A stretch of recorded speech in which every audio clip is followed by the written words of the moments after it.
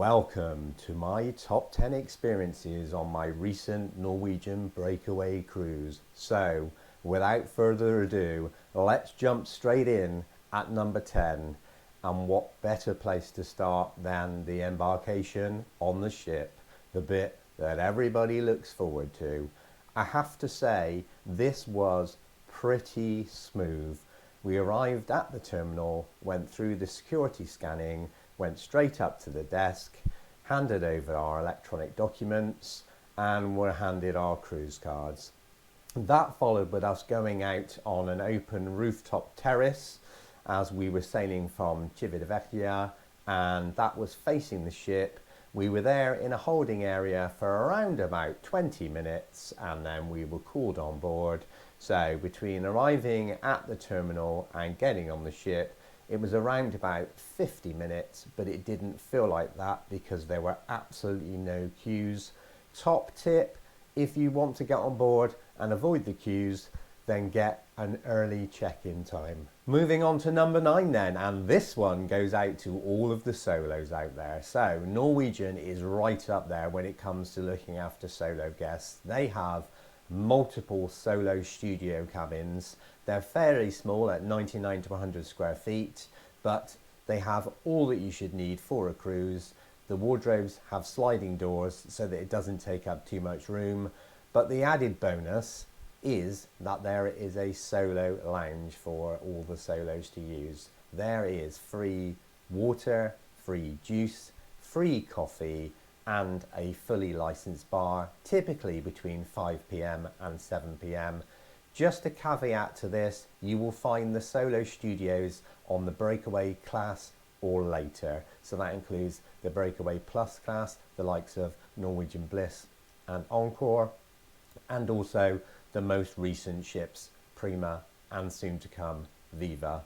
So, really good place exclusively for solos. It's keycard access only. Nobody else is allowed in the solo lounge unless they have access to get in to the main area that houses the solo guests. On to number 8 then, and that is the parties at Spice H2O. Specifically, they are all great, but specifically this one at number 8 is the 70s and ABBA night. Now I've chosen this one to make my top 10 because of the sheer enjoyment and involvement of everybody. It really was one of the busiest nights that they put on in Spice H2O. Everybody got involved and everybody enjoyed it. It was just a lovely little bit of camp fun, and who doesn't like a bit of ABBA every now and again? Yeah, really drew a big crowd onto the dance floor, and a fantastic night seemed to be had by all. Highly recommended. If you're heading on a Norwegian ship and they have a 70s ABBA night, then I recommend that you attend because you're in for a good one. On to number 7. Now this is one of my favourite things to do when I'm on a Norwegian cruise, and that is take my time and have a sit-down breakfast in Taste or SAVOR. Rather than going to the buffet and queuing up and getting your own food, and obviously that's great if you're in a rush to get off the ship for an excursion, but sometimes it's nice to just take your time and be waited on. So I really enjoyed breakfast in Taste and SAVOR.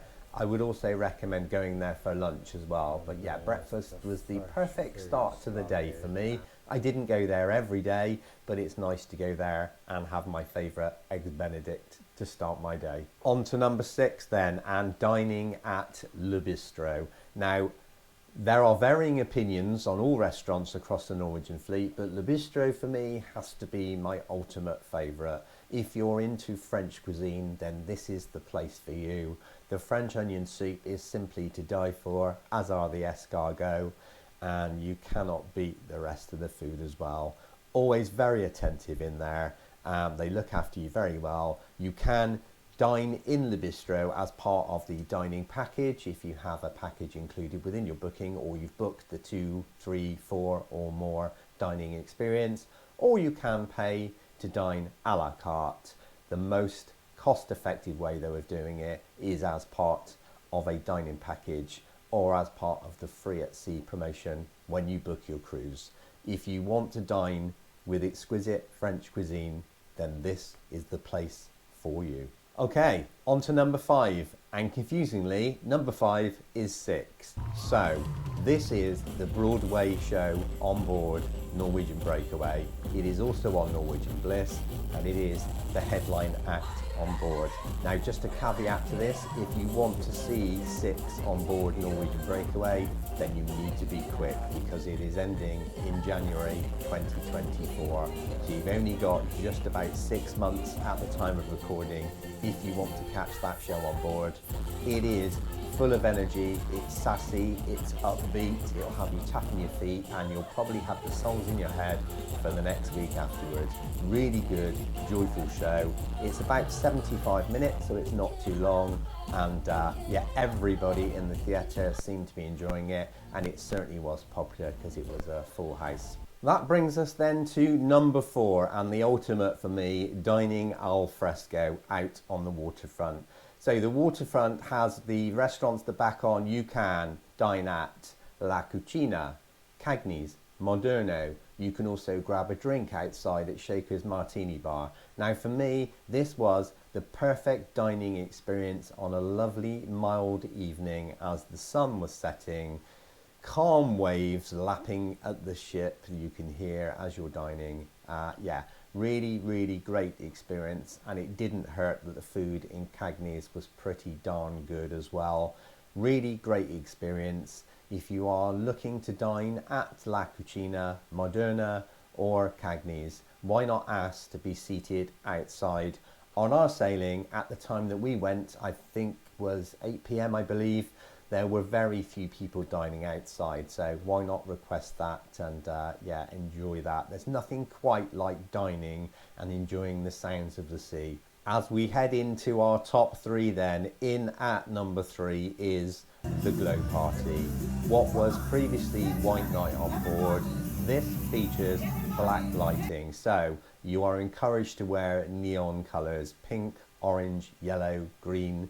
All of those colours really stand out under the black light. Of course, if you don't have any of those colours, you can still wear white, you can still get involved, you don't even have to wear white, just turn up and have fun.